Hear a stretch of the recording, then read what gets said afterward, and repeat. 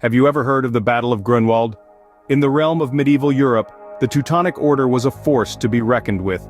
Forged during the High Middle Ages, this crusading military order held sway over significant territories in Prussia and the Baltic region.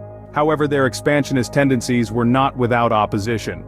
Enter the Kingdom of Poland and the Grand Duchy of Lithuania, who formed a strategic alliance, the Union of Krzywo, to counter the escalating ambitions of the Teutonic Knights. But this was not a peaceful time. Tensions were on the rise, territorial disputes rumbled on, and Teutonic incursions into Lithuanian lands added fuel to the fire. The atmosphere was thick with the promise of conflict, a promise that would soon be fulfilled. The stage was set for a confrontation, and the spark came with the Teutonic Knights' refusal to accept the territorial concessions outlined in the Treaty of Salynas. On July 15, 1410, the armies met near the village of Grunwald. This day marked a turning point in the history of medieval Europe. The Teutonic Order, known for their expansionist ambitions, deployed a formidable force, the Armored Fist.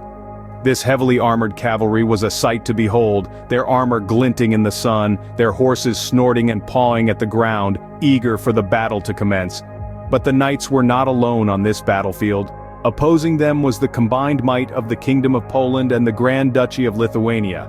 Their leaders, King Władysław II Jagiełło of Poland and Grand Duke Vytautas of Lithuania, commanded a diverse army.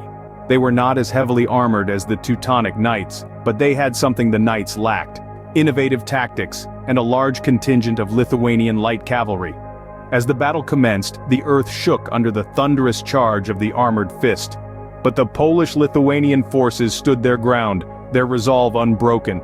The battle was fierce and brutal, with both sides suffering heavy casualties.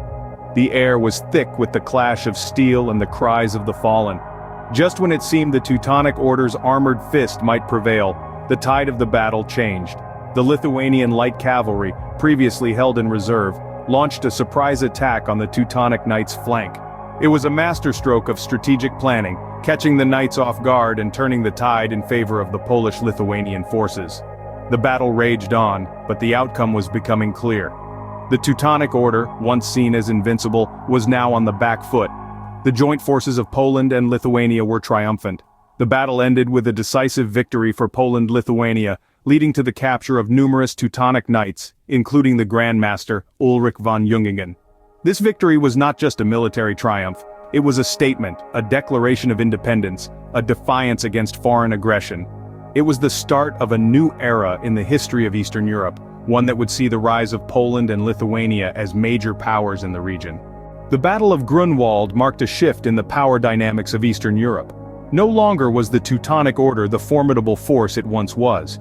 Its influence began to wane, its aura of invincibility shattered on the fields of Grunwald.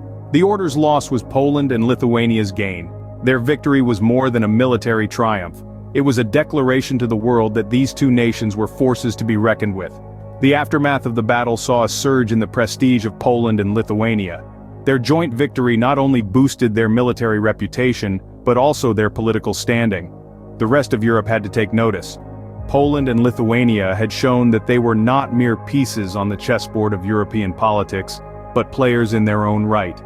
This battle did more than just enhance their prestige. It solidified the strategic alliance between Poland and Lithuania. This alliance, born out of a shared need to counter the Teutonic Order, had proven its worth on the battlefield. And it would continue to do so in the future. The alliance laid the groundwork for the Union of Lublin in 1569, a political union that would further strengthen their bond and their collective power. But the legacy of the Battle of Grunwald extends beyond the political and military realms. It resonates in the national consciousness of both Poland and Lithuania. It is celebrated as a symbol of unity, courage, and defiance. The people of these nations look back at the battle as the moment when they stood together against a common threat and emerged victorious. It serves as a reminder of their shared history and their collective strength. In essence, the Battle of Grunwald was a monumental event in medieval European history, reshaping the geopolitical landscape of Eastern Europe and leaving a lasting imprint on the collective memory of both nations.